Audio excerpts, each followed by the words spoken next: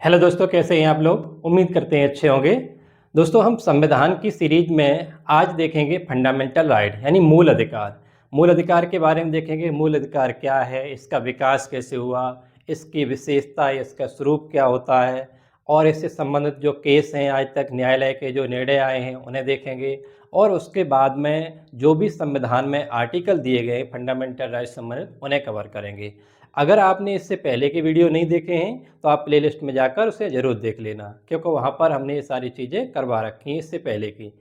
और दोस्तों, हम वादा करते हैं आपसे, अगर आपने ठीक से पढ़ लिया और आपने अभी तक की जो क्लासें पढ़ी होंगी उसमें देखा भी होगा, अगर ये ठीक से पढ़ लिया तो फंडामेंटल राइट से संबंधित कोई भी किसी भी परीक्षा में क्वेश्चन बच जाए तब हमें बताना, ठीक है?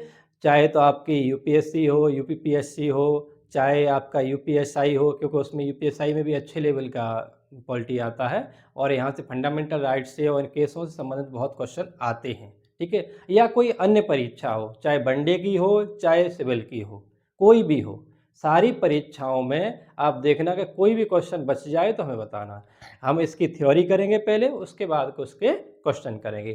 तो दोस्तों, देर न करते हुए शुरू करते हैं। तो चलिए, देखो, फंडामेंटल राइट है वो हमारा कहाँ से कहाँ तक है। पहले तो हमें संविधान के बारे में पता होना चाहिए, हमारे संविधान में है कहाँ, उसका उल्लेख कहाँ पर है।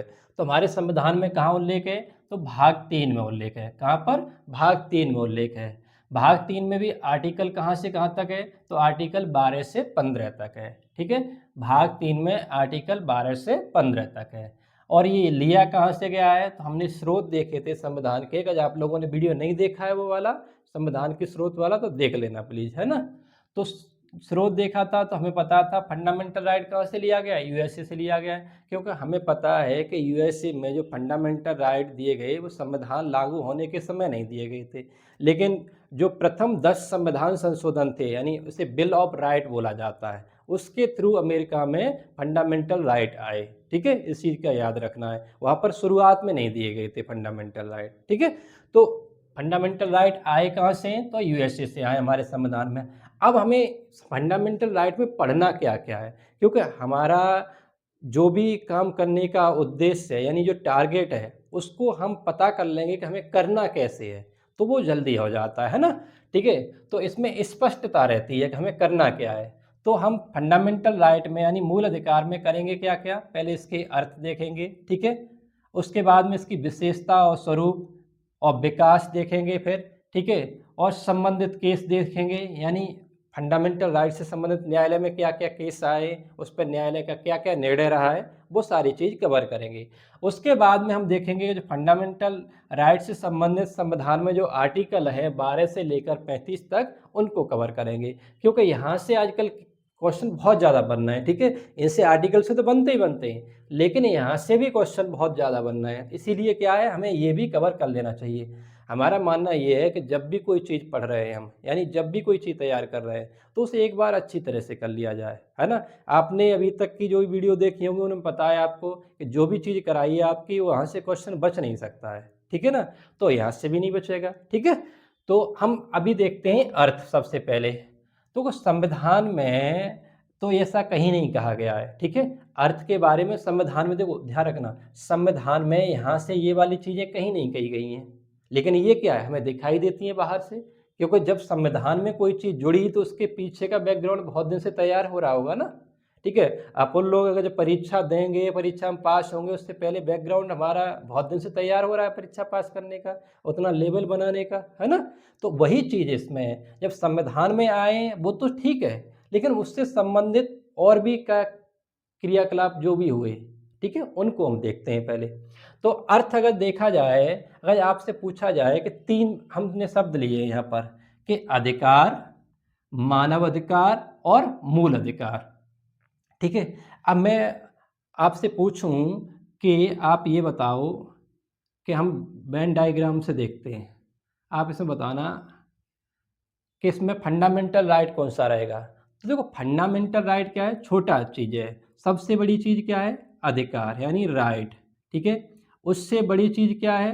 ह्यूमन राइट, ठीक है? Human right. अब उससे बड़ी चीज़ क्या है? Fundamental right. अगर आपसे देखें, पूछा जाए तो, ठीक है। आप देखो तो अब हमें इसे समझते हैं कि ये कैसे है, ठीक है। तो अधिकार जो होता है वो क्या है, ऐसी परिस्थिति है जिसका लाभ उठाकर पेड़ पौधे जीव जंतु अपने व्यक्तित्व का विकास करते हैं। कहने का तात्पर्य है कि जो राइट है वो ऐसी एक परिस्थिति है या ऐसी एक सिचुएशन है, उसका लाभ उठाकर चाहे तो जीव जंतु हो, चाहे पशु पक्षी हो, चाहे नदी नाले हो, जो भी हो, यानी प्राकृतिक चीज़ है, ठीक है। वो क्या करते हैं, उसका लाभ उठाकर अपना डेवलपमेंट करते हैं, यानी अपना विकास करते हैं, ठीक है। तो आपसे पूछा जाए कि राइट क्या चीज़ है, राइट देखो जीव जंतुओं के भी हैं, पशु पक्षियों के भी हैं, नदी नालों के भी हैं, ठीक है। आपने कई बार देखा है कि कई जगह पर जैसे न्यूजीलैंड में नदी को पहाड़ों को यानी पूरा जीवित वो उसका राइट का दर्जा दे दिया गया है ना। तो ये सारी चीज़ें क्या है, ये भी प्राकृतिक चीज़ें हैं, यानी प्राकृतिक चीज़ों के सबके अधिकार होते हैं, ठीक। चाहे मनुष्य हो, चाहे जीव जंतु हो, और चाहे पेड़ पौधे हो, चाहे नदी नाले हो या पहाड़ हो, ठीक है। तो इनके सबके अधिकार, यानी ये अपना डेवलपमेंट कैसे कर सकते हैं इन परिस्थितियों का लाभ उठाकर, इसे ही क्या कहते हैं, अधिकार कहते हैं, ठीक है। इस चीज़ को याद रखना। अब मानव अधिकार है वो क्या है, जो राइट है उसका छोटा रूप है। क्यों? क्योंकि ये सिर्फ मानवों के लिए, ध्यान रखना, ये किसके लिए है, मानवों के लिए, ये जीव जंतुओं के लिए नहीं है, पशु पक्षियों के लिए नहीं है, ये सिर्फ मानवों के लिए, यानी ह्यूमन के लिए है, ठीक है। तो ह्यूमन राइट क्या होते हैं, यह मानव होने की शर्त स्वरूप है, यानी ये कहता है, ये बताता है कि मानव होने की शर्त ही है कि मानव अधिकार है उसके पास में, यानी मानव है तो वो दिखना भी चाहिए, ठीक है। अगर मानव है तो उसके कुछ अधिकार भी होंगे, तो वही क्या है, ह्यूमन राइट है, मानव अधिकार है। और इसका उल्लेख कहाँ पर किया गया है, तो आपको पता है 10 दिसंबर 1948 का जो यूएन का चार्टर में इसका उल्लेख किया गया था, ठीक है। और ये ध्यान रखना, ये न्यायालय में ये हो या ये हो, ये बाध्य योग नहीं है, ठीक है। इनका संविधान में कोई ऐसे स्पष्ट उल्लेख नहीं है, ठीक है, ध्यान रखना। इसीलिए क्या है, ये कम कह सकते हो, कमज़ोर हैं या कम मानने वाली चीज़ें, या न्यायालय में जाओगे तो उतनी चीज़ नहीं मानी जाएगी आपकी, ठीक है। या ऐसा नहीं कह सकते कि फंडामेंटल राइट की तरह हम इसके लिए भी न्यायालय में आए तो न्यायालय सुनेगा ही सुनेगा, है ना, न्यायालय निर्णय देगा ही देगा, ये ज़रूरी नहीं है, ठीक है। तो कहने का तात्पर्य है कि 10 दिसंबर 1948 को ये यूएन चार्टर में दिए गए। अगर आपसे एक क्वेश्चन पूछ लिया जाए, जो यूएनएचआरसी है उसका गठन कब किया गया है, कोई बता सकते हो, कमेंट बॉक्स में बताओ। चलो हम ही बता दे रहे हैं, जो यूएनएचआरसी है, यूएनएचआरसी यानी यूएन ह्यूमन राइट कमीशन, इसका गठन किया जा रहा है 2006 में। कब किया जा रहा है, 2006 में इसका गठन किया जा रहा है, ठीक है। इस चीज़ को याद रखना, इसका गठन कब किया जा रहा है, 2006 में। अभी याद आ गया, ये चीज़ यहीं लिखवा दी, नहीं तो ये बाद में भी हम करवाएंगे, जब यूएन करवाएंगे उस समय करवाएंगे, ठीक है। अब बात आती है फंडामेंटल राइट की, यानी मूल अधिकार की। मूल अधिकार क्या है कि ह्यूमन राइट का ही एक छोटा स्वरूप है, यानी जो मानव अधिकार हैं उनका ही छोटा स्वरूप क्या है, ह्यूमन राइट है। अगर आपसे कहा जाए कि फंडामेंटल राइट जो है वो ह्यूमन राइट का कैसा रूप है, तो ये छोटा रूप है, ठीक है। तो या आपसे ऐसे पूछा जाए फंडामेंटल राइट क्या है, तो कह सकते हो आप ह्यूमन राइट के ही एक छोटे रूप में है, ठीक है। जिसका उल्लेख क्या है, संविधान में है, ध्यान रखना, इसका उल्लेख कहाँ पर है, संविधान में। लेकिन इनका उल्लेख संविधान में नहीं है, ठीक है, इनका उल्लेख संविधान में नहीं है, इसका उल्लेख क्या है, संविधान में है, ठीक है। और यह आवश्यक एवं अनिवार्य है, यानी ऐसा नहीं कहा जा सकता कि फंडामेंटल राइट क्या है कि दिए जाएं तो दिए जाएं, नहीं दिए जाएं तो नहीं दिए जाएं, यह आवश्यकता, तो ऐसा कुछ नहीं, ये आवश्यक हैं और अनिवार्य हैं। हर एक व्यक्ति के अपने फंडामेंटल राइट हैं, ठीक है, इन्हें अपनी स्वेच्छा से त्यागा नहीं जा सकता है, ठीक है। सुप्रीम कोर्ट ने बोला कि फंडामेंटल राइट को आप अपनी स्वेच्छा से त्याग नहीं सकते हो, ठीक है। तो ये क्या है, आवश्यक भी है और अनिवार्य भी है, ठीक है। यह क्या करते हैं, यह व्यक्ति के विकास के लिए आवश्यक है। क्यों? क्योंकि जब ह्यूमन राइट नहीं हो, सॉरी, फंडामेंटल राइट नहीं होंगे तो व्यक्ति का डेवलपमेंट कैसे होगा, जो ऊंच नीच है वो कैसे खत्म होगी, ठीक है। अगर मान के चलो कोई बलशाली है वो कमजोर को तो रहने ही नहीं देगा, तो उसके लिए क्या है, फंडामेंटल राइट है। या किसी जात का या छुआछूत का विरोध होगा, कैसे होगा, फंडामेंटल राइट से ही होगा। और नहीं तो फिर क्या है, उसके जैसे पहले चली आ रही थी व्यवस्थाएं वैसे ही चलती रहेंगी, ठीक है। कहने का तात्पर्य ये क्या है, ये किसके लिए, व्यक्ति के विकास के लिए आवश्यक है और इनका उल्लंघन होने पर कहाँ जा सकता है, न्यायालय में जा सकता है। यानी जुडिशरी इसके लिए बैठी हुई है, न्यायालय बैठा हुआ है। आपको पता है कि न्यायालय जब उपचार प्रदान करता है, वैसे तो फंडामेंटल राइट का अगर देखा जाए, जो गार्जियन है या कह सकते हो जो फंडामेंटल राइट का उपचार प्रदान करता है, जो संविधान में बोला गया है फंडामेंटल राइट में, आर्टिकल 32 में, वो क्या है, सुप्रीम कोर्ट है। लेकिन सुप्रीम कोर्ट और हाई कोर्ट दोनों ही इसका उपचार कर सकते हैं। वो कैसे, जैसे सुप्रीम कोर्ट की बोला जाए तो वो क्या है, आर्टिकल 32, ठीक है। और वहीं हाई कोर्ट की अगर बोला जाए तो वो क्या है, आर्टिकल 226, आर्टिकल 226, ठीक है। इसके तहत उपचार प्रदान करता है हाई कोर्ट, और सुप्रीम कोर्ट आर्टिकल 32 के तहत, ठीक है, ये रेट जारी करके। तो कहने का तात्पर्य है, अगर आपसे पूछा जाए कि ह्यूमन राइट क्या है, एक व्यापक शब्द है, सॉरी, राइट क्या है, एक व्यापक शब्द है, ह्यूमन राइट उससे कम व्यापक है। और वहीं अगर फंडामेंटल राइट की कहा जाए तो ये सीमित है, ठीक है। ये ऐसा नहीं कि असीमित हो। फंडामेंटल राइट दिए गए हैं तो उसके पीछे क्या है, कंडीशन भी लगाई गई हैं। ऐसा नहीं हो सकता है कि कोई ये कहे कि बाघ का व्यक्ति स्वतंत्रता है, यानी फ्रीडम ऑफ स्पीच है, फ्रीडम ऑफ स्पीच के नाम पर किसी को गाली गलौज नहीं कर सकते हो ना, ठीक है। तो इसका कहने का तात्पर्य यह है कि फंडामेंटल राइट जो हैं वो क्या है, एक सीमित दायरे में है ना, ऐसा नहीं है कि अनलिमिटेड है, ठीक है। अगर आपसे पूछा जाए इन तीनों का शब्दों का अर्थ बता सकते हो कि अधिकार क्या होते हैं, मानव अधिकार क्या होते हैं और फंडामेंटल राइट क्या होते हैं। अब हम देखते हैं जो मूल अधिकार हैं, हमारे फंडामेंटल राइट हैं, उनका भारत में विकास कैसे हुआ, ठीक है। तो हमें पता है कि हमने क्या है, भारत ने यूएसए से फंडामेंटल राइट लिए हैं, ये हमने आपको बताया। अगर भारत में बात की जाए सबसे पहले कहाँ मांग उठी, तो भारत में सर्वप्रथम, ध्यान रखना, सबसे पहले की बात की जा रही है, फंडामेंटल राइट की मांग तिलक द्वारा, बाल गंगाधर तिलक जी द्वारा स्वराज बिल जो आया था उसके तहत 1895 में की गई। यानी इसकी फंडामेंटल राइट की डिमांड सबसे पहले 1895 में जो स्वराज बिल आया था उसमें तिलक जी ने की थी, ठीक है, इस चीज़ को याद रखना। दूसरी बात हमें दिखाई देती है कि आपको पता है जब साइमन कमीशन आया तो उसके विरोध में भारतीयों ने जब विरोध किया था, हमने आपको पढ़ाया है ये भी, जब भारतीयों ने विरोध किया था उस समय अंग्रेजों ने क्या चैलेंज दिया भारतीयों को, आप संविधान नहीं बना सकते। जब संविधान नहीं बना सकते, कांग्रेस ने क्या किया, ये स्वीकार कर लिया, ठीक है।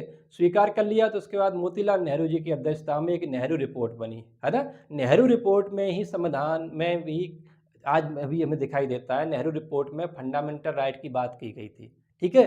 तो क्या होता है, 1928 की जो नेहरू रिपोर्ट थी, यानी मोतीलाल नेहरू की अध्यक्षता में रिपोर्ट थी, उसमें एफआर की बात की गई, यानी फंडामेंटल राइट की बात की गई थी। ये सब पढ़ा दिए हमने, ठीक है। अगर नहीं देखे हैं तो आप संवैधानिक विकास में जाके देखना।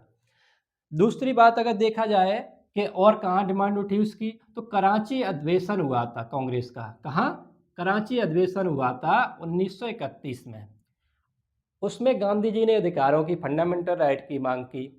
और गांधी जी आपको पता है सितंबर 1931 में दूसरे गोलमेज सम्मेलन में शामिल हुए थे कांग्रेस की तरफ से, वहाँ भी गांधी जी ने फंडामेंटल राइट की मांग की थी। तो कह सकते हो कि गांधी जी ने कहाँ कहाँ मांग की फंडामेंटल राइट की, 1931 के कराची अधिवेशन में, और जो 1931 का गोलमेज सम्मेलन था, सेकंड जो गोलमेज सम्मेलन था, उसमें मांग की थी। इस चीज़ का याद रखना है। तो फंडामेंटल राइट की ये मांग की थी। आप लोग स्क्रीनशॉट लो जल्दी जल्दी। तो आप लोगों को समझ में आ रही है बातें, क्या नहीं, क्यों भाई, समझ में आनी चाहिए। अगर नहीं आ रही है कोई बात समझ में तो आप कमेंट बॉक्स में कमेंट करके हमें पूछ सकते हैं, कोई कहीं दिक्कत हो आप चाहे जब पूछो, है ना, लेकिन पढ़ो सही से, है ना। अगर नहीं पढ़ेंगे तो फिर कोई मतलब नहीं है समय बर्बाद करने का, है ना।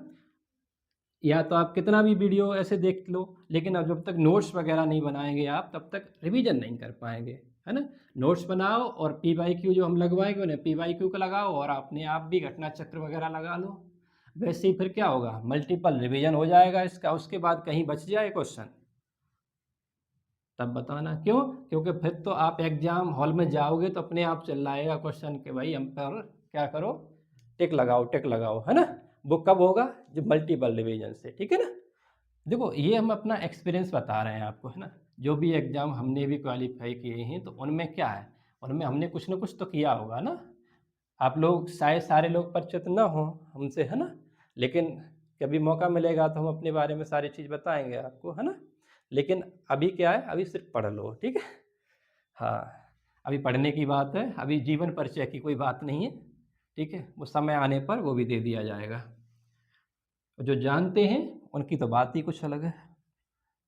उनकी तो बात ही नहीं कही जा रही, क्योंकि वो तो जानते ही, फिर उनसे क्या ही कहा जाए। अब आप हेडिंग बनाओ।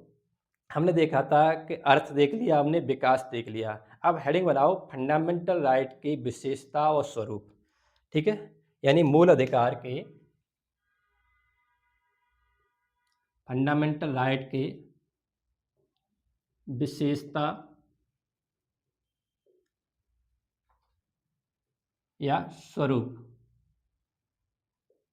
यानी फंडामेंटल राइट की क्या विशेषता है या स्वरूप है, ठीक है? तो सबसे पहली बात, मूल अधिकार क्या है? मूल अधिकार अगर जब बोला जाए आपसे, तो प्रकृति में क्या है? मूल हैं, ठीक है? और मूल हैं और एक उनकी बात की जाए, तो ये क्या करते हैं? ऐसा नहीं है कि फंडामेंटल राइट सब किसी को दिए गए हैं या अनलिमिटेड दिए गए हैं, ऐसा कुछ भी नहीं। फंडामेंटल राइट में क्या है? युक्ति युक्त, यानी उस पर परस्पर क्या लगाया गया है? रोक लगाई गई है। और पहली लाइन लिखो, देखो मूल अधिकार की प्रकृति सीमित है। फंडामेंटल राइट की प्रकृति प्रकृति सीमित है, सीमित है। क्योंकि, अब क्यों सीमित है? क्योंकि मूल अधिकार पर, है ना? क्योंकि क्योंकि मूल अधिकार पर युक्ति युक्त, युक्ति युक्त प्रतिबंध लगाए गए हैं। युक्ति युक्त प्रतिबंध लगाए गए हैं। प्रतिबंध लगाए गए हैं, ठीक है? जैसे अगर बोला जाए तो आर्टिकल 19 में दिखाई देता है ना? पढ़ाएंगे क्या है, लेकिन अभी एग्जाम्पल में लिख लो। आर्टिकल 19, आर्टिकल 19 में दिखाई देता है, ठीक है? आर्टिकल 19 में दिखाई देता है कि नहीं देता? क्यों? कि आर्टिकल 19 1A 1B 1 3 1C ऐसे करके है। उसी के बारे में फिर क्या है, आर्टिकल जो 2, article 90 sub clause 2 sub clause 3, इसमें क्या है, उन पर पाबंदी लगाने की बात की गई है, ठीक है? सारी चीज़ पढ़ाएंगे, टेंशन नहीं। दूसरी बात क्या है? मूल अधिकार, मूल अधिकार, मूल अधिकार मूल अधिकार सामान्यतः, सामान्यतः व्यक्ति, अभी बताएंगे व्यक्ति क्या होता है, व्यक्ति एवं नागरिक, वैसे कल बताया था ये, जब नागरिकता वाला चैप्टर पढ़ाया था। व्यक्ति एवं नागरिक दोनों को दिए गए हैं, दोनों को दिए गए हैं, दिए गए हैं, ठीक है? लेकिन, लेकिन व्यक्ति से नागरिकों को क्या है, ज़्यादा है, लेकिन नागरिकों को, नागरिकों को कुछ ज़्यादा है, कुछ ज़्यादा, ज़्यादा अधिकार, अधिकार दिए गए हैं, दिए गए हैं, ठीक है?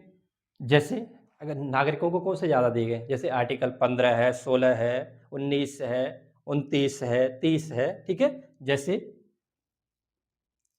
आर्टिकल 15, आर्टिकल 16, आर्टिकल 19, और आर्टिकल 29 और 29 है, आर्टिकल 29 और आर्टिकल 30।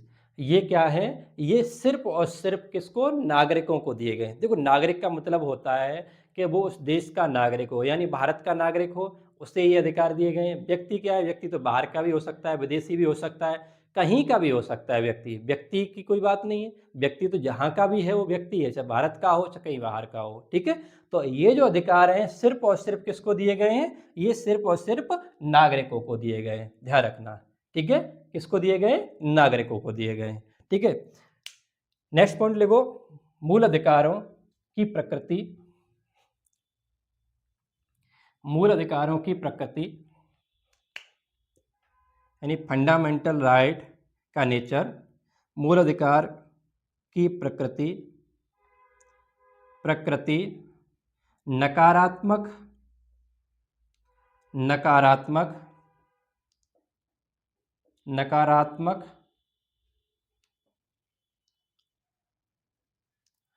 नकारात्मक व सकारात्मक,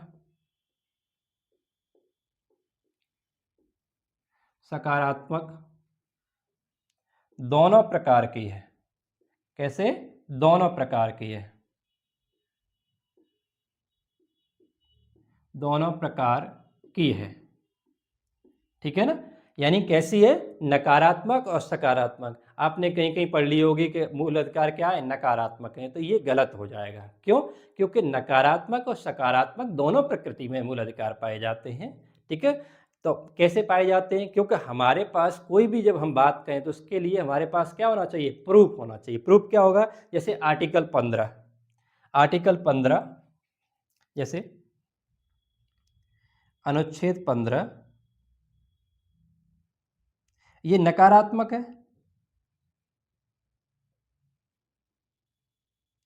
ठीक है, कैसा है? नकारात्मक। क्यों? क्योंकि आर्टिकल 15 क्या कहता है? जाति, मूल, धर्म आदि, वंश आदि के स्थान के आधार पर क्या है? किसी से भेदभाव नहीं किया जाएगा शिक्षण संस्थानों वगैरह में या कहीं पर, है ना? तो ये सब क्या है? ये क्या करता है? ये नकारात्मक यानी मना कर रहा है। ठीक है, ये क्या कर रहा है? मना ही कर रहा है, यानी मना कर रहा है। ये कह रहा है ऐसा नहीं किया जाएगा। ठीक है ना? तो ये क्या हो गया? ये नकारात्मक हो गया। अब वहीं सकारात्मक की जाए तो सकारात्मक आर्टिकल 25 देख सकते हो,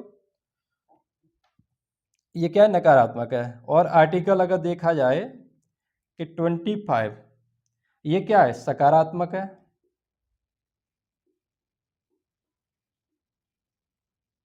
सकारात्मक है। अब सकारात्मक क्यों है?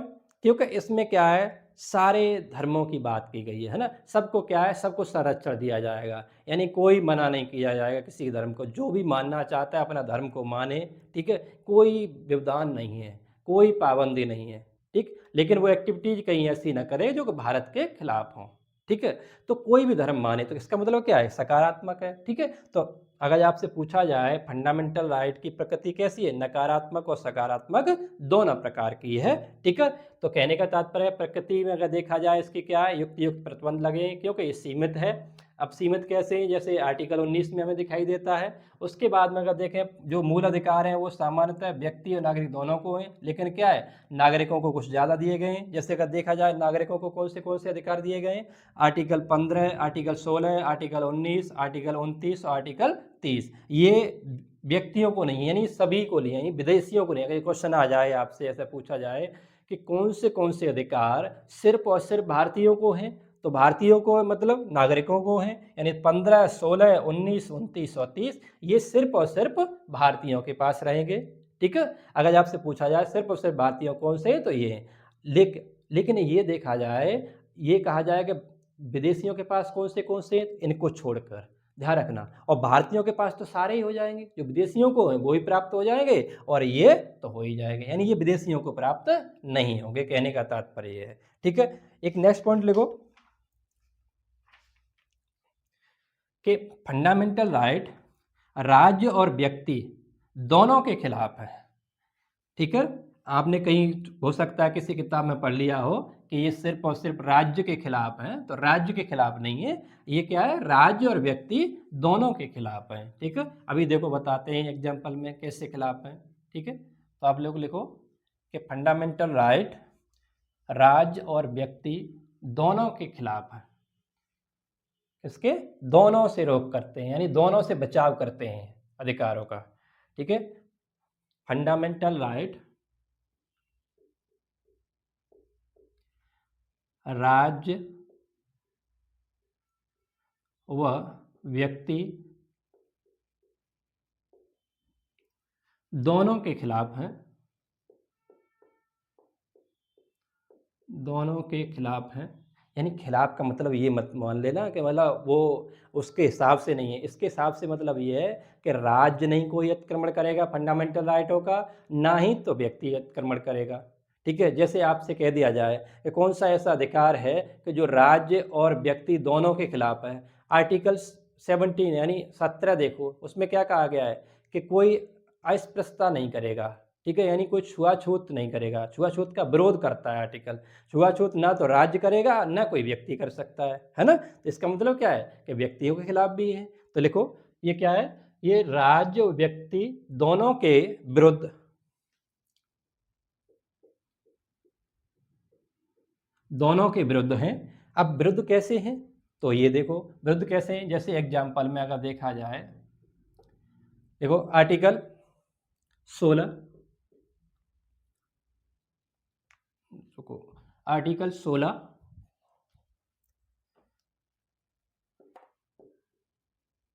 आर्टिकल 16, ठीक है। आर्टिकल 16 क्या कह रहा है, आर्टिकल 16 में बात की गई है कि राज्य क्या करेगा, भेदभाव नहीं करेगा। यानी किसी के शिक्षण संस्थानों में या नौकरियों में कोई भेदभाव नहीं करेगा। तो ये किससे बोला गया है, ये राज्य से बोला गया है। यानी ये क्या है, राज्य के खिलाफ है। ठीक है, ये क्या है, राज्य के खिलाफ है। देखो अगर आपने अगर सारी ये सही से देख ली चीज़ें, तो ध्यान रखना जब आर्टिकल पढ़ेंगे ना, आपको देखना कितना इजी लगेंगे, बहुत इजी लगेंगे। जो कि आप पढ़ते पढ़ते रटते रटते परेशान हो जाते थे, अब रटना नहीं पड़ेगा, चीज़ें समझनी पड़ेगी। ठीक है, तो अगर पूछ लिया जाए आपसे कौन से आर्टिकल ऐसे हैं कि जो राज्य के खिलाफ पर हैं, और कौन से ऐसे हैं कि जो व्यक्ति के खिलाफ करते हैं, ठीक है, तो वो चीज़ पता चल जाएगी। ये क्या है, राज्य के विरुद्ध है, राज्य के विरुद्ध है। ठीक है, ये राज्य के विरुद्ध है। अगर देखा जाए आर्टिकल, अगर बोल दिया जाए आपसे आर्टिकल 70, है ना, आर्टिकल 70 अगर बोल दिया जाए तो ये व्यक्ति और राज्य दोनों के विरुद्ध है। ठीक है, अभी बताया आपको, यह व्यक्ति व राज्य दोनों के विरुद्ध है, दोनों के विरुद्ध है। ठीक है, ये क्या है, दोनों को कहने का तात्पर्य ये है जो फंडामेंटल राइट हैं वो क्या है, वो ऐसा नहीं है सिर्फ और सिर्फ के राज्य के ही विरुद्ध हैं, यानी राज्य को ही गलत करने से रोकते हैं, वो व्यक्ति को भी गलत करने से रोकते हैं। यानी ऐसा नहीं है कि व्यक्ति गलत करता रहे और राज्य को ही रोकते रहे, ऐसा नहीं है। ठीक है, व्यक्ति भी गलत करेगा तो उसके खिलाफ भी कार्रवाई होगी, राज्य गलत करेगा तो उसके खिलाफ भी न्यायालय निर्णय देगा। ठीक है, कहने का तात्पर्य है कि ना तो राज्य भेदभाव कर सकता है और ना कोई व्यक्ति फंडामेंटल राइट के तौर पर भेदभाव कर सकता है। अब जैसे आप लोग देखो आर्टिकल 19 है, आर्टिकल 19 क्या कहता है कि सबको स्वतंत्रता होगी बोलने की, लेकिन किसी को गाली देने की स्वतंत्रता थोड़ी हो सकती है। अब उसी में बोल रहा है कि सबको क्या है, सम्मेलन करने की या मान लो संघ बनाने की। अब संघ कोई ऐसा ना हो कि आतंकवादी संगठन बना ले, है ना। तो कहने का तात्पर्य है कि सकारात्मक रूप में जो भी चीज़ है वो ठीक है, यानी जो देश के खिलाफ नहीं है या किसी समाज के खिलाफ नहीं है वो सारे काम कर सकते हो आप लोग, है ना। लेकिन ये नहीं कि फंडामेंटल राइट की आड़ में आप ये कहो कि नहीं हम कुछ भी कर सकते हैं, ऐसा नहीं हो सकता है। ठीक है, तो इसी में क्या कहा गया है कि दोनों को रोकेगा वो, है ना, राज्य को भी रोकेगा गलत करने से फंडामेंटल राइट, और व्यक्ति को भी रोकेगा। ठीक है, और प्रकृति में अगर देखा जाए कि अगर मान लो फंडामेंटल राइट है, नेक्स्ट प्रकृति में क्या देखें कि फंडामेंटल राइट, आपको पता है कि आर्टिकल 352 के तहत क्या लगता है, आपातकाल लगता है। ठीक है, तो आपातकाल लगता है तो उस समय क्या होता है, आर्टिकल 20 और 21 को छोड़कर सारे आर्टिकलों को राष्ट्रपति क्या कर सकता है, निलंबित कर सकता है आर्टिकल 359 के तहत। ठीक है, तो वही चीज़ लिख लो, लिखो आपातकाल, फंडामेंटल राइट, आपातकाल, आपातकाल यानी आपातकाल कौन सा, 352 का। ठीक है, ये आर्टिकल कौन सा होना चाहिए, 352 का। आपातकाल के समय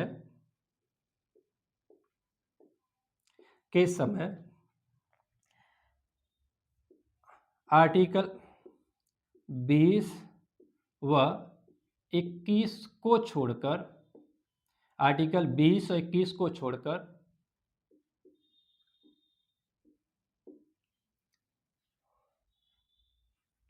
फंडामेंटल राइट को, ऐसे कर लो, फंडामेंटल राइट को आपातकाल के समय आर्टिकल 20 और 21 को छोड़कर मंत्रिपरिषद, क्योंकि आपको पता है राष्ट्रपति कोई भी काम बिना मंत्रिपरिषद के नहीं करता है ना। मंत्रिपरिषद की सलाह पर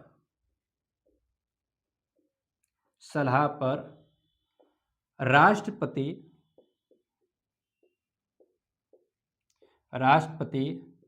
आर्टिकल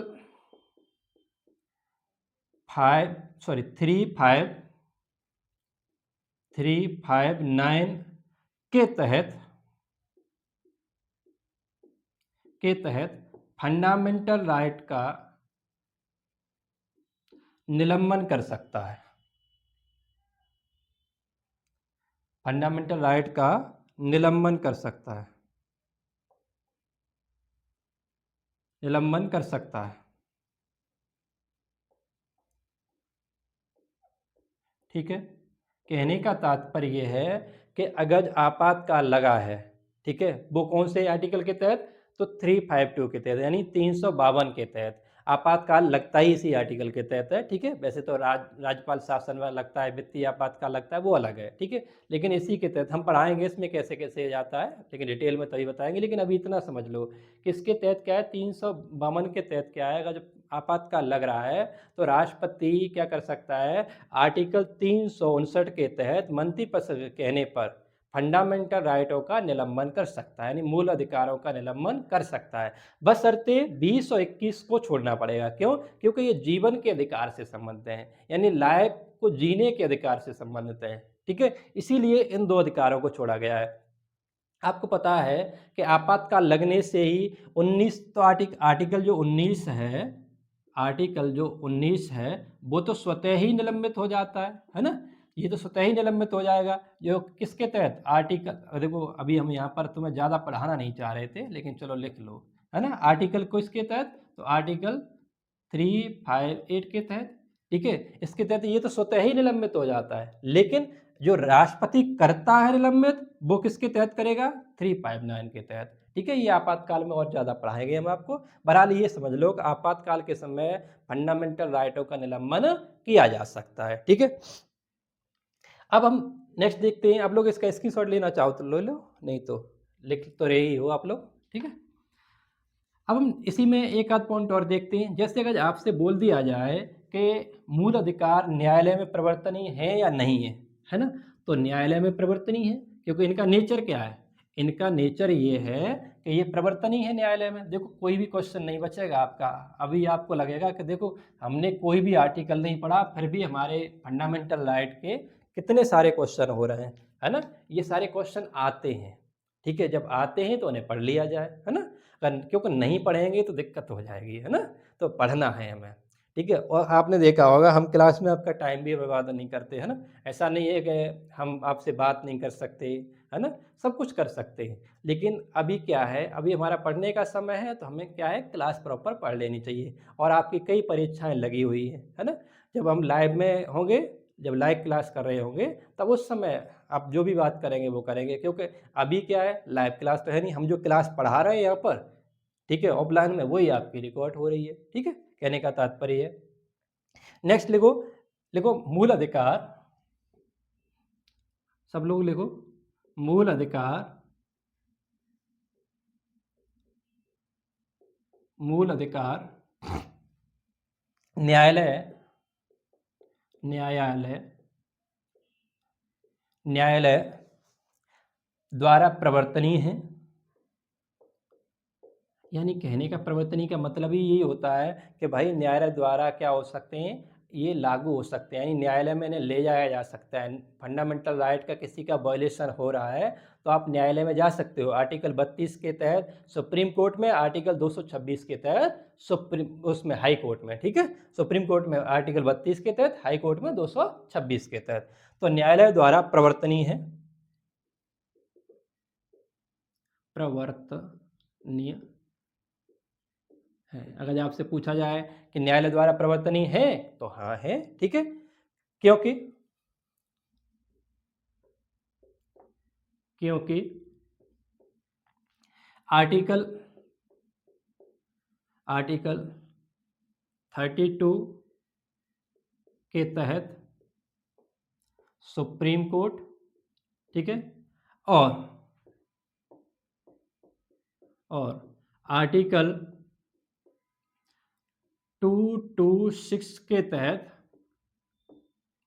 तहत हाई कोर्ट फंडामेंटल राइट के लिए, हाई कोर्ट फंडामेंटल राइट को, ऐसे लिख लो, फंडामेंटल राइट को उपचार प्रदान करता है, उपचार प्रदान करता है, उपचार प्रदान करता है, उपचार प्रदान करता है, ठीक है। अगर आपसे पूछा जाए कि कौन से आर्टिकल के तहत उपचार मिलता है तो सुप्रीम कोर्ट देता है आर्टिकल 32 के तहत और हाई कोर्ट देता है आर्टिकल 226 के तहत, क्योंकि ये इसके तहत रिट जारी करते हैं। वो रिटें पढ़ाएंगे हम जब फंडामेंटल राइट के आर्टिकल करवाएंगे आपको, उस समय रिट भी पढ़ाएंगे हम आपको, है ना। टेंशन मत लो, आप देखना कोई भी क्वेश्चन रहेगा नहीं, ठीक है। और हम इस क्लास को, मतलब फंडामेंटल राइट की क्लास है, 2 क्लास में कवर करेंगे, क्योंकि हमारी एक क्लास हो जाएगी बहुत बड़ी, ठीक है। तो हम क्या करेंगे, 2 क्लासों में कवर कर लेंगे, आज पढ़ ले रहे हैं और कल पढ़ लेंगे, ठीक है। तो अगर आपसे बोला जाए कि फंडामेंटल राइट क्या है, प्रवर्तनीय है न्यायालय में कि नहीं, तो न्यायालय में प्रवर्तनीय है, ठीक है। क्यों? क्योंकि सुप्रीम कोर्ट आर्टिकल 32 के तहत उपचार देता है और हाई कोर्ट किसके तहत, आर्टिकल 226 के तहत उपचार दे रहा है, ठीक है। इसीलिए क्या है, न्यायालय में प्रवर्तनीय है। अब एक पॉइंट और रह गया आपका, अगर आपसे पूछा जाए कि फंडामेंटल राइट में संशोधन किया जा सकता है या नहीं, संशोधन किया जा सकता है कि नहीं, तो ध्यान रखना, फंडामेंटल राइट में संशोधन किया जा सकता है। क्यों? क्योंकि केशवानंद भारती बनाम केरल राज्य 1973 के बाद में सुप्रीम कोर्ट ने कहा कि संसद किसी भी जगह संशोधन कर सकती है, ठीक है, पूरे संविधान में, इंक्लूडिंग फंडामेंटल राइट, ठीक है। तो उसमें लेकिन आपका बेसिक स्ट्रक्चर डिस्ट्रॉय ना होना चाहिए, यानी आधारभूत ढांचा है जो संविधान का, वो प्रभावित ना हो, ठीक है। तो कहने का तात्पर्य है कि फंडामेंटल राइट में संसद संशोधन कर सकती है, ऐसे लिख लो, संशोधन किया जा सकता है, किया जा सकता है, ठीक है, संशोधन किया जा सकता है। अब ये संशोधन करेगा कौन, ये पार्लियामेंट करेगी, है ना। तो कौन करेगा, किया जा सकता है, तो ये करेगा कौन, अगर आपसे पूछा जाए तो संसद करेगी, ध्यान रखना। क्योंकि राज्यों को इसके बारे में कोई भी विधि बनाने का अधिकार नहीं दिया गया है, ठीक है। राज्यों को कोई भी अधिकार नहीं दिया गया है कि संविधान संशोधन कर सके। संविधान संशोधन का अधिकार सिर्फ और सिर्फ संसद का है, ठीक है। तो क्या कह रहा है, फंडामेंटल राइट में संशोधन किया जा सकता है, लेकिन संविधान का क्या हो, मूल ढांचा प्रभावित ना हो, लेकिन मूल ढांचा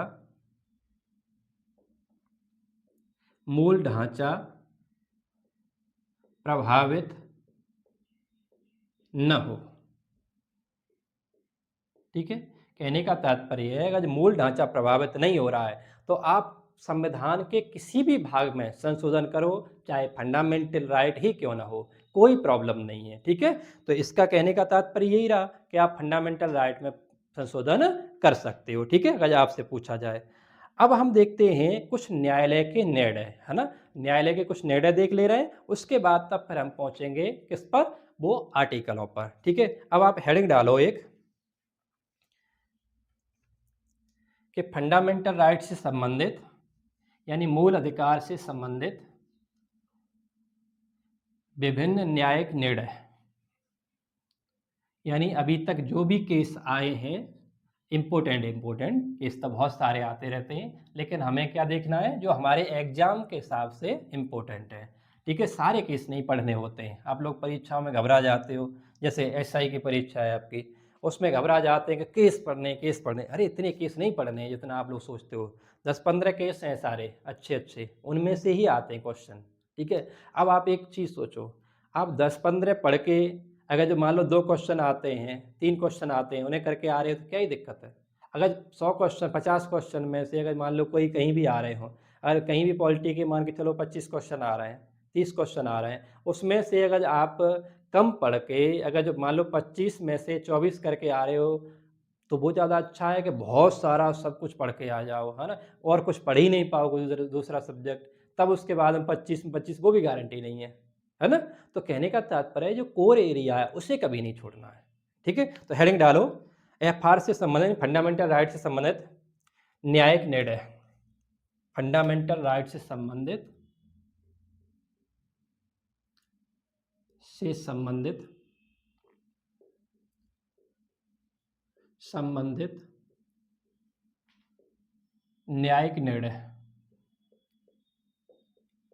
न्यायिक निर्णय। ठीक है, तो जो फंडामेंटल राइट से संबंधित न्यायिक निर्णय विभिन्न दिए गए हैं, यानी सुप्रीम कोर्ट द्वारा समय समय पर उनके बारे में बोला गया है कि फंडामेंटल राइट कब संशोधन हो सकता है तो नहीं हो सकता। ये सारी चीज़ें हम क्या है एक एक करके पढ़ते हैं। तो आप हेडिंग डालो, सबसे पहला केस आया था 1951 में। अब ये आया कब था, तो हमें पता होना चाहिए, फर्स्ट कॉन्स्टिट्यूशनल अमेंडमेंट किया गया था, जिसके तहत क्या है हमें पता है कि 9वीं अनुसूची जोड़ी गई थी, है ना? तो उसके लिए क्या हुआ, एक विवाद आया, शंकरी प्रसाद। कौन सा? शंकरी प्रसाद। तो लिखो शंकरी प्रसाद बनाम भारत संघ।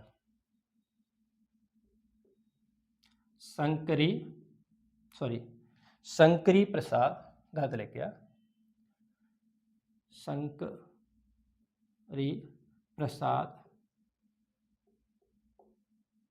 शंकरी प्रसाद बनाम भारत संघ। क्या बात है, गलती कैसे हो रही भाई, भारत संघ। ये जो आया वो कब आया, 1951 में, है ना? देखो गलती तो हो जाती है कभी कभी, ऐसा नहीं है ना? क्योंकि सुबह से लेकर अभी तक शाम तक पढ़ा रहे हैं हम, है ना? सुबह 7 बजे से शुरू करते हैं पढ़ाना, सोचो आप लोग, है ना? तो उसके बाद में मतलब जो ऑफलाइन की क्लास होती हैं, चाहे तो गवर्नमेंट वाले में हो, अभ्योदय में हो, चाहे अपने यहाँ हो, वो सारी क्लास हम पढ़ाते हैं, है ना? तो थोड़ा बहुत थकान तो हो ही जाती है हाथों की, है ना? लेकिन कुछ नहीं, एनर्जी रहनी चाहिए अपनी, मस्त पढ़ाई करो आप लोग। ठीक है, तो शंकरी प्रसाद बनाम भारत संघ। ठीक है, इसमें क्या हुआ कि पहला संविधान संशोधन था, उसके लिए क्या किया गया, चुनौती दी गई। तो अब से अगर पूछा जाए तो क्या हुआ था इसमें जो प्रथम संविधान संशोधन था, यानी फर्स्ट कॉन्स्टिट्यूशनल अमेंडमेंट था, उससे क्या किया गया, यानी पहले संविधान संशोधन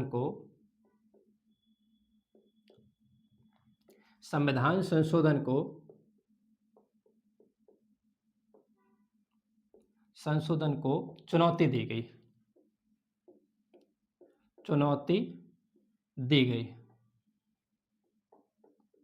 अब चुनौती दी गई, कहने का तात्पर्य है ये जो मामला पहुंचा कहाँ, सुप्रीम कोर्ट में। तब सुप्रीम कोर्ट ने कहा कैसा है कि संविधान संशोधन जो किया गया है फर्स्ट, वो जायज है। और जायज है तो इसका मतलब क्या है, सुप्रीम कोर्ट ने मान लिया कि संविधान संशोधन की ये फंडामेंटल राइट में शक्ति, तो वो क्या हो जाएगी, वो पार्लियामेंट की हो जाएगी। ठीक है, तो देखो इसमें सर्वप्रथम मामला आया कि इसमें गलत क्या हो रहा है भाई, इसमें सर्वप्रथम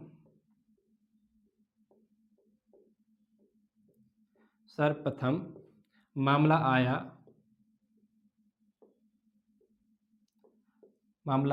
कि संसद फंडामेंटल राइट में संशोधन कर सकती है कि नहीं, संशोधन कर सकती है या नहीं, कर सकती है कि नहीं। ठीक है, कहने का तात्पर्य है कि इसमें सबसे पहले मामला आ रहा है फर्स्ट कॉन्स्टिट्यूशनल अमेंडमेंट को लेकर ही, क्योंकि उसमें आपको पता है, क्योंकि जो पहली अनुसूची जो थी वो नौवीं अनुसूची जो थी पहले संविधान संशोधन के तहत जो बनाई गई, वो आपको पता है आर्टिकल 31 में रख दी, यानी फंडामेंटल राइट में रख दी। जब फंडामेंटल राइट के आर्टिकल 31(2) में रखी गई, तो इसका मतलब क्या है, फंडामेंटल राइट में संशोधन किया गया। अब फंडामेंटल राइट में संशोधन किया गया तो फिर क्या हुआ, क्योंकि आपको पता है कि उस समय बहुत सारे राजे रजवाड़े जमीन देने के लिए तैयार नहीं थे, लेकिन सरकार क्या कर रही थी, सरकार भूमि लेके और गरीब गुरबाओं में बांट रही थी। तो वो क्या हुए, वो चले गए सारे लोग जो भी इनकी ज़मीनें आ रही थी। क्यों, क्योंकि उसने किया क्या कि नौवीं अनुसूची को संसद ने उसमें फंडामेंटल राइट में डाल दिया, यानी 31(2) से पावर लेती है, आपको पता है नौवीं अनुसूची। जब संविधान के 31वें अनुच्छेद से वो ले रही है शक्ति, तो इसका मतलब क्या है, फंडामेंटल राइट में चली गई। अब फंडामेंटल राइट में चली गई नौवीं अनुसूची, अब उससे पावर मिलने लगी कहाँ से, फंडामेंटल राइट से। अब जब फंडामेंटल राइट से पावर मिली तो वो लोग सारे क्या हुए, वो गए किसके खिलाफ, वो उसके संशोधन के खिलाफ। उन्होंने कहा संविधान संशोधन मूल अधिकार में थोड़ी किया जा सकता है। क्यों, क्योंकि नौवीं अनुसूची में भूमि संबंधी मामले डाल दिए, और उसने कह दिया, पार्लियामेंट ने यानी सरकार ने कह दिया कि इसमें न्यायालय भी कुछ नहीं कर सकता है। तो इसी को निर्णय को लेकर क्या किया गया, सुप्रीम कोर्ट में जाया गया। तो अब सुप्रीम कोर्ट ने बोला कि ठीक है, ये बात सही है कि संशोधन किया गया है, लेकिन जब सुप्रीम कोर्ट में मामला गया तो उसने कहा कि संविधान संशोधन कर सकती है कि नहीं। ठीक है, ये वाली बात गई जब किसमें, न्यायालय में। न्यायालय निर्णय दिया, क्या निर्णय था न्यायालय का, यानी सुप्रीम कोर्ट का निर्णय। अब पूछा जाए आपसे क्या है, तो सुप्रीम कोर्ट का निर्णय ये था कि फंडामेंटल राइट में संसद संशोधन कर सकती है। तो संसद फंडामेंटल राइट में संशोधन कर सकती है।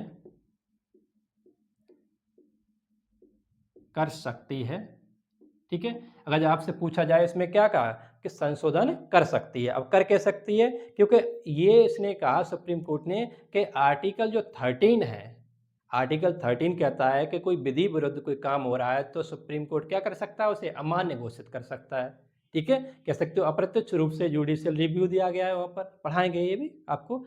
तो कहने का तात्पर्य, इसने कहा कि आर्टिकल 13 के तहत ऐसा कुछ नहीं लिखा गया है। ठीक है, तो इसने कहा आर्टिकल 13 में, क्योंकि आर्टिकल 13 में ऐसा कुछ नहीं लिखा गया है कि संशोधन नहीं कर सकती है ना। तो आर्टिकल 13 में ऐसा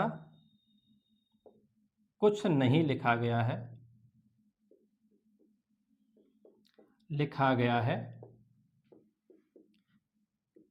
कि संसद फंडामेंटल राइट में संशोधन नहीं कर सकती है, यानी ऐसा कहीं नहीं लिखा गया है कि संसद फंडामेंटल राइट में संशोधन नहीं कर सकती है, नहीं कर सकती है।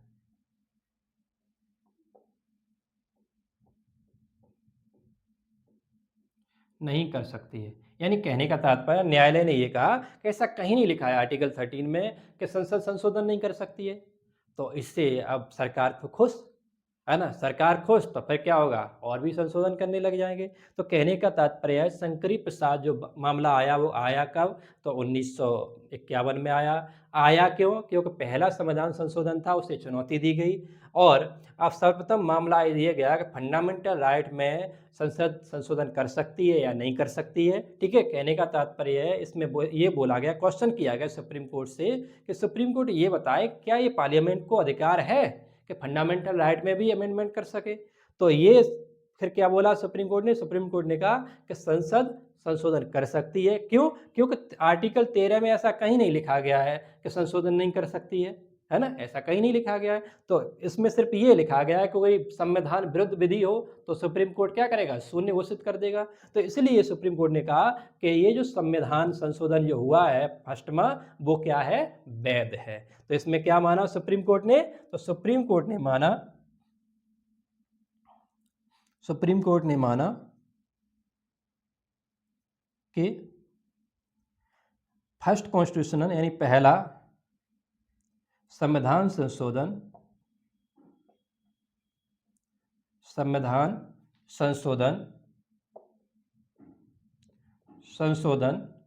वैध है।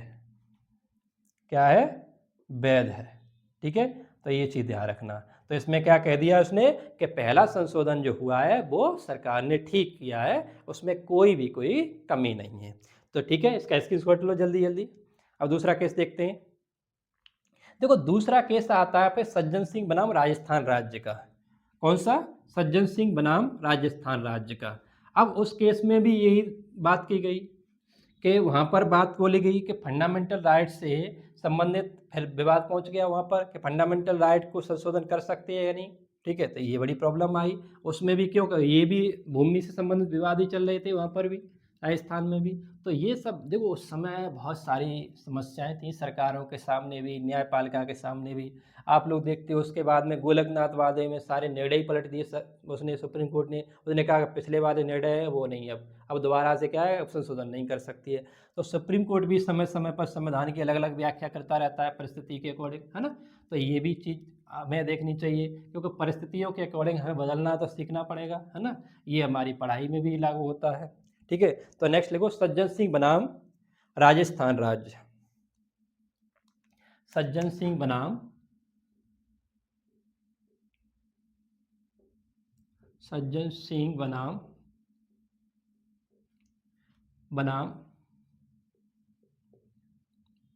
राजस्थान राज्य, राजस्थान राज्य, राजस्थान राज्य।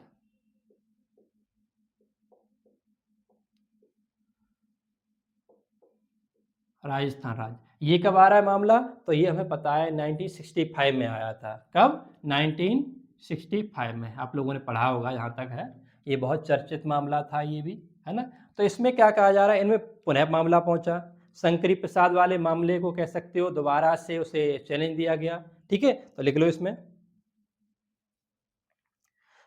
इसमें लिखा गया कि संविधान निर्माता फंडामेंटल राइट को संशोधन करने की अगर बात करते तो, लेकिन ऐसा कहीं दिखाई देता नहीं है ना। तो ऐसा तो कहीं दिखाई देता नहीं है। इसमें होता क्या है, अगर आपको हकीकत बताएं तो आपको पता है कि उस समय सरकार में क्या हो रहा था, समय समय पर संशोधन हो रहे थे। तो इसमें क्या किया गया, 17वां संविधान संशोधन था, उसे चैलेंज किया गया। ठीक है, आपसे पूछा जाए तो इसमें क्या किया गया, जो 17वां संविधान संशोधन था, संविधान संशोधन, 17वां संविधान संशोधन को चुनौती दी गई,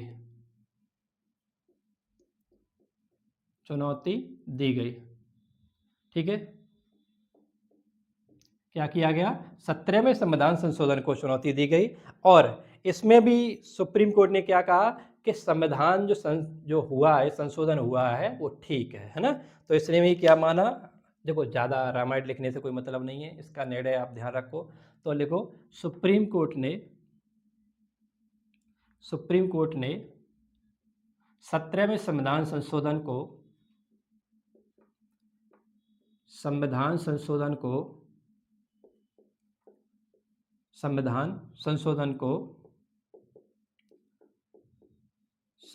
को वैध माना, यानी ठीक माना। वैध का मतलब है क्या है, ठीक माना। ठीक है, ठीक माना। और उसमें भी कहा कैसा है, शंकरी प्रसाद वाले में जो निर्णय दिया था वही है। यानी कहने का तात्पर्य है कि सुप्रीम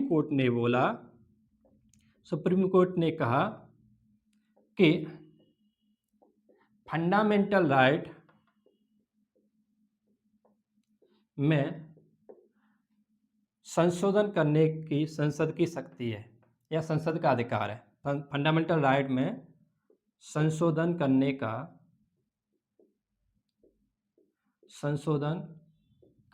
का संसद को अधिकार है, यानी पार्लियामेंट को क्या है? अधिकार है,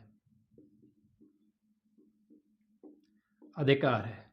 ठीक है। अगर आपसे पूछा जाए कि इसमें क्या निर्णय दिया, तो इसमें भी कह दिया कि फंडामेंटल राइट में भी संशोधन कर सकती है पार्लियामेंट। कहने का तात्पर्य है कि 17वें संविधान संशोधन को भी इसमें क्या मान लिया गया? वैध मान लिया गया। ठीक है, इसे क्या मान लिया गया? 17वें संविधान संशोधन को भी वैध माना गया। नेक्स्ट देखते हैं गोलकनाथ बनाम पंजाब राज। ठीक है, साफ कर दें इसे। चलो अब लोग स्क्रीनशॉट ले लिया करो जल्दी, या तो लिखते ही चलो वैसे साथ साथ में, ये ज़्यादा अच्छा रहेगा। नेक्स्ट लिखो गोलकनाथ बनाम पंजाब राज। गोलकनाथ बनाम पंजाब राज, ये भी बहुत इंपॉर्टेंट केस था। क्योंकि इसमें क्या किया, सुप्रीम कोर्ट ने पुराने जो निर्णय थे, चाहे शंकरी प्रसाद का हो चाहे सज्जन सिंह बनाम राजस्थान राज्य का हो, दोनों को ही क्या कर दिया गया कि पलट दिया गया। यानी इसमें ये कह दिया उसमें सुप्रीम कोर्ट ने कि जो वो संसद है वो क्या कर सकती है? वो फंडामेंटल राइट में संशोधन नहीं कर सकती है। तो आप लोग लिख लो गोलकनाथ बनाम पंजाब राज। गोलकनाथ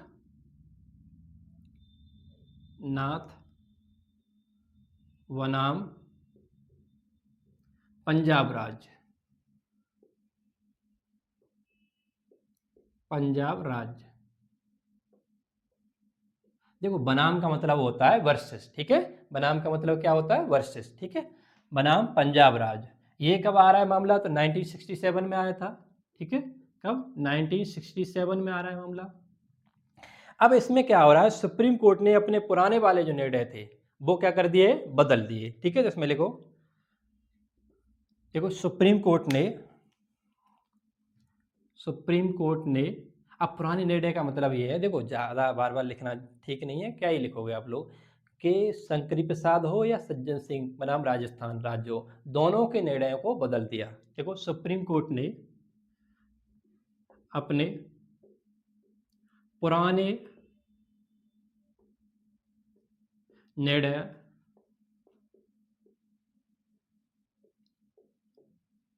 निर्णयों को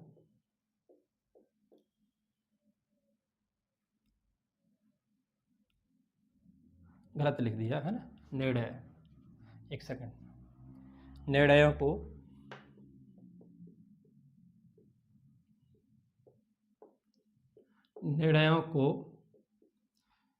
बदल दिया, निर्णयों को बदल दिया और कहा कि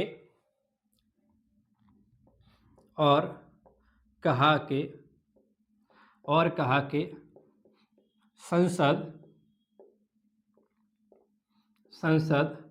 फंडामेंटल राइट में यानी मूल अधिकार में, फंडामेंटल राइट में संशोधन नहीं कर सकती है, संशोधन नहीं कर सकती है, कर सकती है।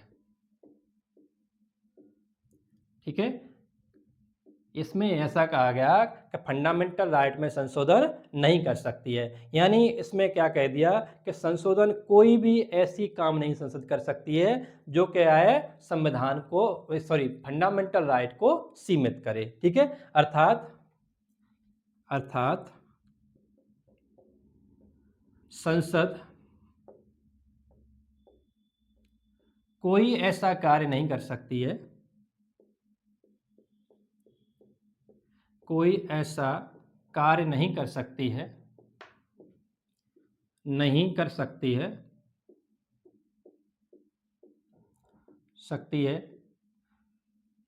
कि वैसे लिखो, नहीं कर सकती है जो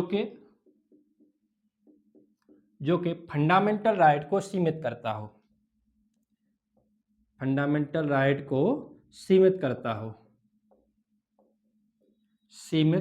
हो, ठीक है, करता हो, सीमित करता हो। ठीक है, कहने का तात्पर्य है, इसने कहा कि आर्टिकल जो 13 है वो क्या कर रहा है, पहले से ही प्रतिबंध की बात करता है। इसने कहा, लिखो आर्टिकल, इसने सुप्रीम कोर्ट ने क्या कहा, सुप्रीम कोर्ट ने कहा कि आर्टिकल 13 यानी आर्टिकल 13 पहले से ही प्रतिबंध करता है, यानी पहले से ही पर्याप्त संकेत देता है ना, पहले से ही बताएंगे कैसे, अभी रुको, अभी पहले से ही पर्याप्त संकेत देता है, पर्याप्त संकेत देता है, किसके, के जुडिशियल रिव्यू कर सकता है ना। देखो उसमें साफ साफ लिखा है आर्टिकल 13 में कि संसद कोई ऐसी विधि नहीं बनाएगी जो कि फंडामेंटल राइट को सीमित करती हो या संविधान सम्मत ना हो। ठीक है, तो इसी का कह सकते हो रेफरेंस देते हुए उसने, सुप्रीम कोर्ट ने कहा कि आर्टिकल 13 पहले से ही ऐसा प्रदान करता है कि वो क्या करता है, कि वो ये कहता है कि ऐसा है, कोई भी कमी नहीं कर सकता है फंडामेंटल राइट में, कौन कौन, पार्लियामेंट नहीं कर सकती है। ठीक है, और तो कहने का मतलब ये है कि मौलिक अधिकार क्या है, अनिवार्य हैं, इसलिए इनमें कोई संशोधन नहीं किया जा सकता, ऐसा सुप्रीम कोर्ट ने बोला था।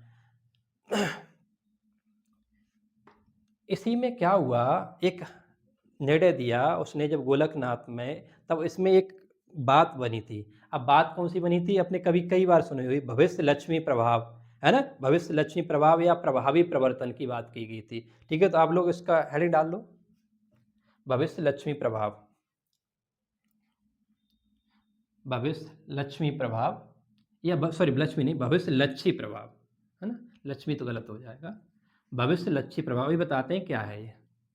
ठीक है, कहने का तात्पर्य है कि सुप्रीम कोर्ट ने बोला कि अभी तक जो हो गया है वो ठीक है, लेकिन आगे की जो संशोधन नहीं किए जाएंगे, यानी आगे का हम संशोधन नहीं मानेंगे। ठीक है, तो लिखो इसमें भविष्य लक्ष्मी प्रभाव या भावी प्रवर्तन, भविष्य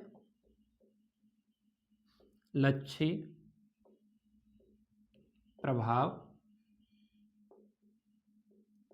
या भावी परिवर्तन, भावी मतलब जो फ्यूचर में परिवर्तन कोई होने वाला हो, भावी परिवर्तन। ठीक है, भविष्य लक्ष्य प्रभाव या भावी परिवर्तन, इसमें सिद्धांत दिया गया कि अभी तक जो डिसीजन हो गए, यानी अभी तक जो निर्णय आए थे, चाहे शंकर प्रसाद हो, चाहे सज्जन सिंह बनाम राजस्थान राज्य हो, ये सारे निर्णय आए वो वैसे के वैसे बने रहेंगे, यानी अब क्या होगा, अब मान्य नहीं होगा। यानी कहने का तात्पर्य, गोलकनाथ वाला जो केस आया, अब उसने कहा कि अब यहाँ से मान्य नहीं होगा कि सुप्रीम कोर्ट संविधान में जो फंडामेंटल राइट दिए गए हैं उनकी बात कर रहा है, कि उनमें कोई कमी नहीं कर सकती है संसद। ठीक है, तो लिखो इसमें यह सिद्धांत इसी केस में दिया गया था, यह सिद्धांत गोलकनाथ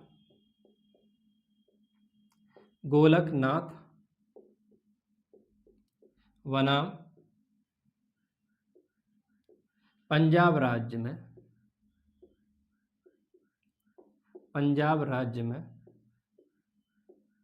दिया गया, पंजाब राज्य में दिया गया। ठीक है, पंजाब राज्य में दिया गया। कहने का तात्पर्य है ये एक ऐसा अभी तक का ऐसा सिद्धांत दिया गया, इसमें कहा गया, अब इसमें क्या कहा गया है, इसमें सुप्रीम कोर्ट ने कहा कि अभी तक मतलब ये निर्णय आ रहा है तब तक के, ठीक है, अभी तक के मामले,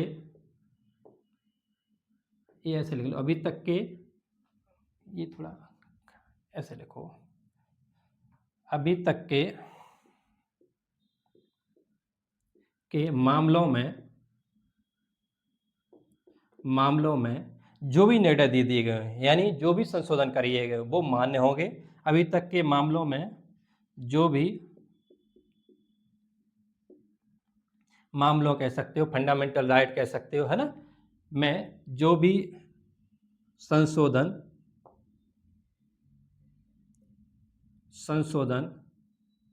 हो गए हैं वो मान्य रहेंगे,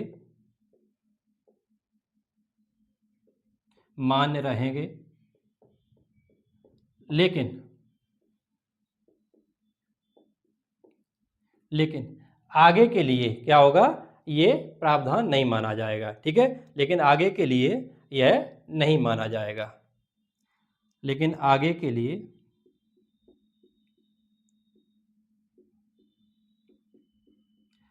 लिए संसद संशोधन नहीं कर सकती, या संसद फंडामेंटल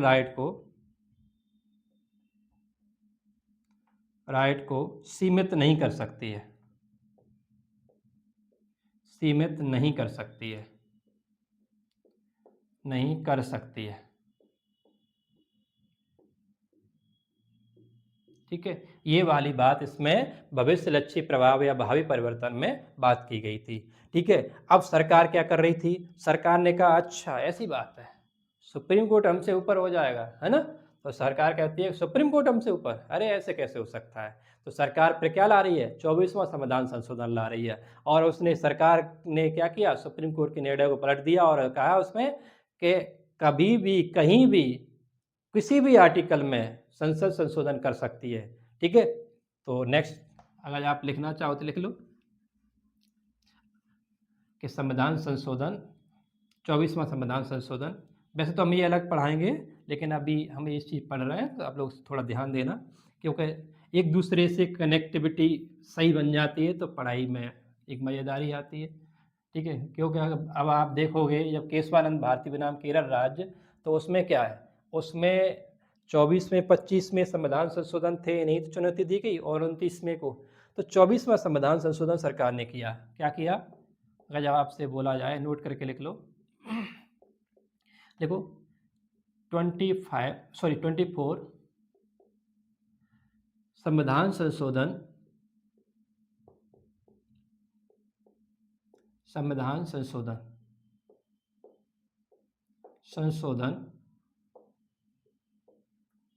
में ये आया कब था, 1971 में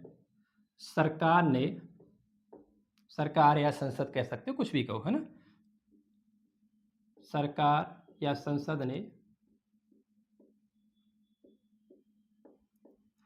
ने गोलकनाथ वाला केस बताया अभी, गोलकनाथ वाले सुप्रीम कोर्ट के निर्णय को पलट दिया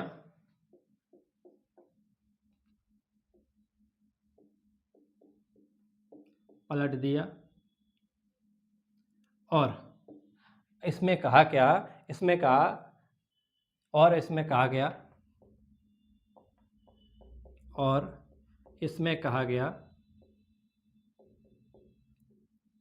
कहा गया कि संसद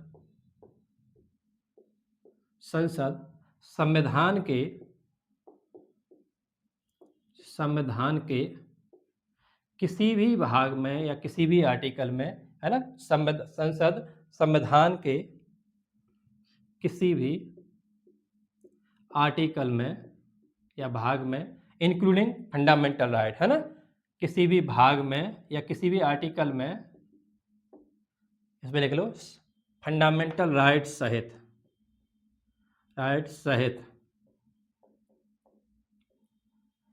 संशोधन कर सकती है, संशोधन कर सकती है। ठीक है, संशोधन कर सकती है ना, ये चीज याद रखना। तो इसमें क्या कहा गया कि जो सरकार है यानी जो संसद है वो क्या कर सकती है, 24वें संविधान संशोधन में ऐसा बोला गया कि वो कहीं भी संशोधन कर सकती है किसी भी आर्टिकल में। और इसमें क्या किया गया, अगर आपसे पूछा जाए 24वें संविधान संशोधन के तहत कौन से डिसीजन को सुप्रीम कोर्ट के को चुनौती दी गई, या कह सकते हो पलटा गया, चुनौती नहीं ठीक लगेगी, पलटा गया तो डिसीजन को, वो कौन सा, गोलकनाथ, ठीक है, गोलकनाथ केस था। अब इसी को क्या हुआ, 24 संशोधन, 25वां संविधान संशोधन और 29वें संविधान संशोधन को सुप्रीम कोर्ट में फिर चुनौती दी गई। क्या किया गया, सुप्रीम कोर्ट में फिर चुनौती दी गई। जब चुनौती दी गई तो उसको कौन से वाले केस में दी गई, केशवानंद भारती बनाम केरल राज्य, जो कि आज तक की सबसे बड़ी बेंच बनी थी, ठीक है। तो अब आप हेडिंग डालो, केशवानंद भारती बनाम केरल राज्य, केशवानंद भारती बनाम केरल राज्य, ठीक है। क्योंकि यहीं से पूरा संविधान का कह सकते हो, जो आज के समय में जो स्ट्रक्चर चल रहा है या व्यवस्था चल रही है, वो यहीं से दिखाई देती है प्रॉपर तरीके से। क्यों, क्योंकि इससे पहले तो क्या हो रहा था कि सरकार और सुप्रीम कोर्ट में क्या चल रहा था कि हम ज़्यादा आगे हैं कि हम ज़्यादा आगे हैं, ठीक है, इस चीज़ को याद रखना।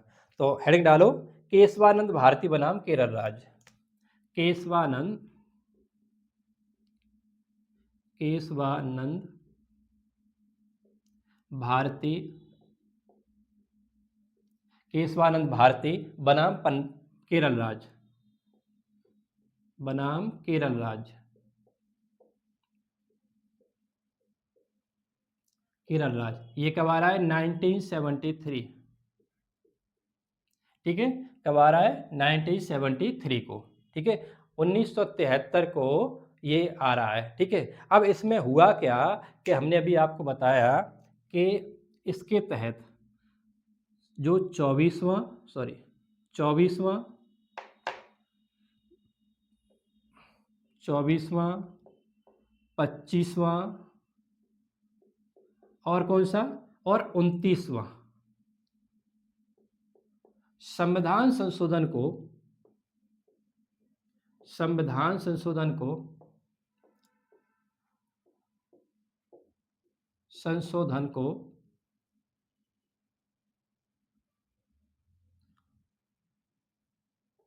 संविधान संशोधन को चुनौती दी गई, चुनौती दी गई। क्या हुआ, इसमें जो 24वां, 25वां और 29वें संविधान संशोधन को चुनौती दी गई। तब सुप्रीम कोर्ट ने कहा, 24वें संविधान संशोधन को जब सीमित कर दिया गया, तब सुप्रीम कोर्ट ने कहा कि देखो भाई, अब ये समाप्त करते हैं सारी चीज़ों को, कि न्यायपालिका ऊपर है कि संसद ऊपर है। यानी सुप्रीम कोर्ट ने सोचा होगा ऐसा, है ना, ऐसा कहा नहीं किसी से, ये मत सोच लेना कि किसी ने कहा था, ऐसा बाहर तो कुछ नहीं कहा, लेकिन ऐसा जैसे डिसीजन दिया सुप्रीम कोर्ट ने, उससे प्रभावित होकर हम कह सकते हैं ऐसा, ठीक है। तो इसमें हुआ क्या कि इनमें जब इनको क्या दिया, चुनौती दी, तो चुनौती दी तो सुप्रीम कोर्ट ने इसमें क्या किया, सुप्रीम कोर्ट ने अभी तक की, अभी तक की सबसे बड़ी, सबसे बड़ी पीठ बनाई, पीठ का मतलब होता है बेंच बनाई, है ना, सबसे बड़ी पीठ बनाई। वो कितने पीठ की, कितने जजों की थी, वो 13 जजों की थी, कितने, 13 जजों की, ठीक है, सबसे बड़ी पीठ बनाई। और इसमें बोला उसने, सुप्रीम कोर्ट ने क्या डिसीजन दिया, केशवानंद भारती बनाम केरल राज्य वाले में सुप्रीम कोर्ट ने कहा कि संसद, यानी कह सकते हो यहाँ पर सामंजस्य बिठाया गया, संसद में भी और सुप्रीम कोर्ट में भी। क्योंकि अब देखो, जब देश को आगे ले जाना है तो सारी बॉडियाँ सब मिलके काम करें तब ज़्यादा अच्छा है, ठीक है। तो इसमें क्या कहा सुप्रीम कोर्ट ने, सुप्रीम कोर्ट ने कहा कि ऐसे करो, सुप्रीम कोर्ट ने कहा कि संसद, संसद संविधान के, संविधान के किसी भी भाग में या किसी भी पार्ट में, किसी भी भाग या हिस्से में, किसी भी भाग या हिस्से में या कोई आर्टिकल में, हिस्से में परिवर्तन कर सकती है, यानी संशोधन कर सकती है, परिवर्तन कह दो, संशोधन कह दो, संशोधन कर सकती है, संशोधन कर सकती है, ठीक है, कर सकती है। कहने का तात्पर्य है अब सुप्रीम कोर्ट ने क्या बोला है कि संविधान में कहीं भी परिवर्तन कर सकती है, कौन? संसद कर सकती है, लेकिन क्या हो, उसका बेसिक जो स्ट्रक्चर है यानी आधारभूत ढांचा है वो प्रभावित नहीं होना चाहिए, ठीक है। इसमें क्या कहा कि लेकिन संविधान का संविधान का संविधान का आधारभूत ढांचा आधारभूत ढांचा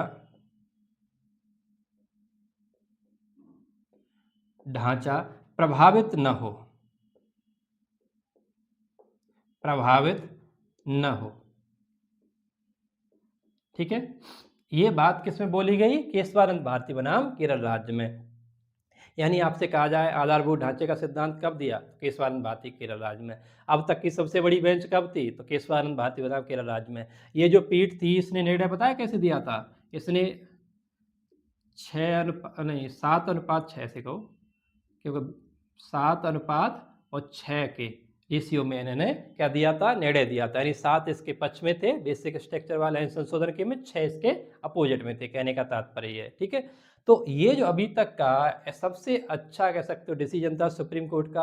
अब सुप्रीम कोर्ट ने कहा क्या हो कि मूलभूत ढांचा यानी आधारभूत ढांचा प्रभावित ना हो। और मजे की बात है इसी में सुप्रीम कोर्ट खेल गया, है ना। माननीय सुप्रीम कोर्ट ने इसमें क्या चालाकी कर दी, उसमें क्या कहा कि जो आधारभूत ढांचा क्या है वो कौन डिसाइड करेगा? वो सुप्रीम कोर्ट डिसाइड करेगा।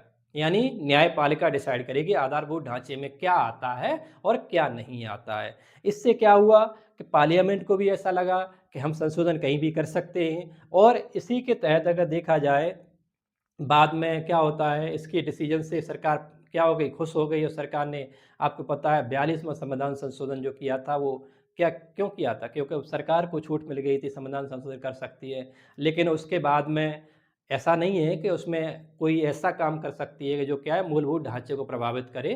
तो ये काम तो नहीं हुआ था, उसमें कुछ ऐसा कुछ चीज़ें थी वो हट गई थी। 44वें संविधान संशोधन के तहत हमने हटा दी थी, दूसरी जो जनता पार्टी की सरकार बनी थी उसमें। और आपको पता है कि इसको भी यानी जो 76वां संविधान संशोधन हुआ था उसको भी ले गए थे सुप्रीम कोर्ट में। वो हमने किसमें बताया था? प्रस्तावना में बताया था, आप याद करो। तो उसमें क्या हुआ था? उसमें ये कहा गया कि ठीक है, इसमें जो संशोधन जो किया गया प्रस्तावना में जो शब्द जोड़े गए हैं, है ना, समाजवाद, पंथनिरपेक्षता, वो क्या है? ठीक है, यानी वो बेसिक स्ट्रक्चर के तहत ही आते हैं। तो कहने का तात्पर्य है ये तो क्या थे? संविधान के केस थे। आज इतना ही रहने दे रहे हैं। कल हम क्या करेंगे? प्रॉपर आर्टिकल करेंगे, आर्टिकल 12 से लेकर एंड 35 तक करेंगे, ठीक है। आज के लिए धन्यवाद।